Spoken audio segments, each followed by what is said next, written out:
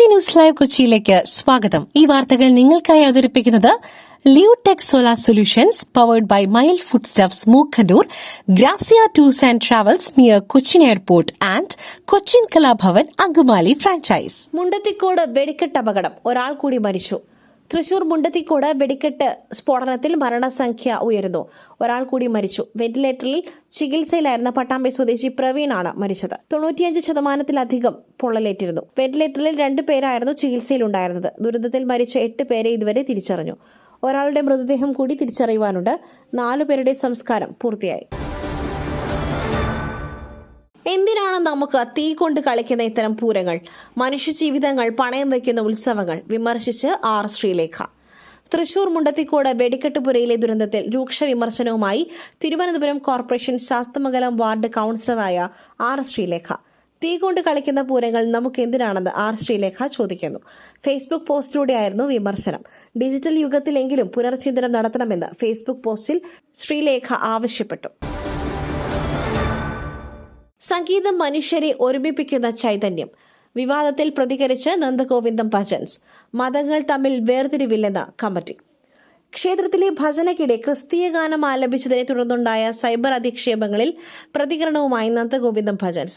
തങ്ങൾ ഒരു വിശ്വാസങ്ങളെയും വേദനിപ്പിക്കാനല്ല ആ ഗാനം ആലപിച്ചതെന്നും ക്ഷേത്ര പരിപാടിയോട് സഹകരിച്ച കുറച്ചാളുകളോടുള്ള നന്ദി സൂചകമായിരുന്നു ആ ആലാപനം എന്നുമാണ് നന്ദഗോവിന്ദം ഭജൻസ് വിശദീകരിച്ചിരിക്കുന്നത്.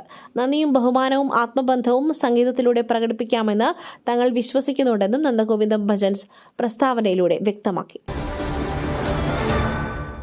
പുറ്റിങ്ങൽ, ത്രാങ്ങാലി, കണ്ടശം കടവ്, ശബരിമല കരിമരുന്ന് അപകടം.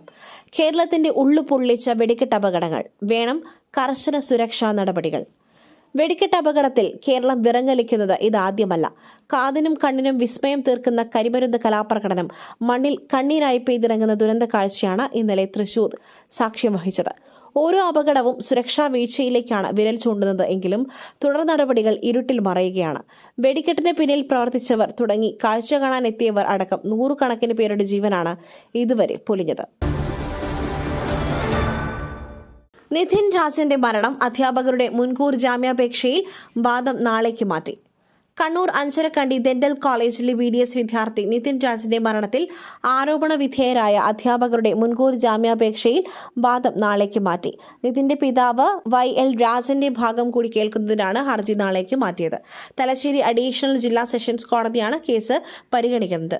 ആരോപണ വിധേയരായ പാത്തോളജി വിഭാഗം മുൻ മേധാവി ഡോക്ടർ MK റാം, സംഗീത നമ്പ്യാർ എന്നിവരുടെ മുൻകൂർ ജാമ്യാപേക്ഷയാണ് നാളേക്ക് മാറ്റിയത്. തലശ്ശേരി അഡീഷണൽ ജില്ലാ സെഷൻസ് കോടതിയാണ് കേസ് പരിഗണിക്കുന്നത്. പ്രോസിക്യൂഷൻ ആവശ്യപ്രകാരം കോടതിയിൽ നിതിൻ രാജിന്റെ പിതാവ് രാജന് നോട്ടീസ് ലഭിച്ചിരുന്നു. മറ്റൊരു അഭിഭാഷകൻ മുഖേന കോടതിയിൽ ഹാജരായ രാജൻ അധ്യാപകരുടെ മുൻകൂർ ജാമ്യാപേക്ഷയുടെ പകർപ്പ് ആവശ്യപ്പെട്ടു. പുട്ടു രുചികരമാവണമെങ്കിൽ മയിലിന്റെ പുട്ടുപൊടി തന്നെ വേണം. അതിന് ചെമ്പാപ്പുട്ടാണെങ്കിലും അങ്ങനെ തന്നെ. മയിൽ റൈസ് ആൻഡ് ഫുഡ് പ്രൊഡക്ട്സ്, ശ്രേഷ്ഠം സമ്പുഷ്ടം. മുണ്ടത്തിക്കോട് അപകടം. മരിച്ചവരുടെ കുടുംബത്തിന് 1 ലക്ഷം, പരിക്കേറ്റവർക്ക് 50,000 സഹായം പ്രഖ്യാപിച്ച ലുലു ഗ്രൂപ്പ്. തൃശൂർ വെടിക്കെട്ട് പുര അപകടത്തിൽപ്പെട്ടവരുടെ കുടുംബത്തിന് സഹായം പ്രഖ്യാപിച്ച Lulu group chairman MA Yusuff Ali അനുശോചനം രേഖപ്പെടുത്തി. മരിച്ചവരുടെ കുടുംബത്തിന് 1 ലക്ഷം രൂപ വീതം നൽകും. പരിക്കേറ്റവർക്ക് 50,000 രൂപ വീതവും നൽകും. ജില്ലാ കളക്ടർ മുഖേന സഹായം നൽകുമെന്നും MA യൂസഫ് അലി അറിയിച്ചു. ഇന്ത്യൻ വംശജനായ താരം കുടുങ്ങുമോ? ലോകകപ്പിലെ ഒത്തുകളിയിൽ അന്വേഷണം തുടങ്ങി ICC. 2020 ക്രിക്കറ്റ് ലോകകപ്പിൽ ഒത്തുകളി നടന്നതായുള്ള ആരോപണത്തിൽ അന്വേഷണം തുടങ്ങി അന്താരാഷ്ട്ര ക്രിക്കറ്റ് കൌൺസിൽ.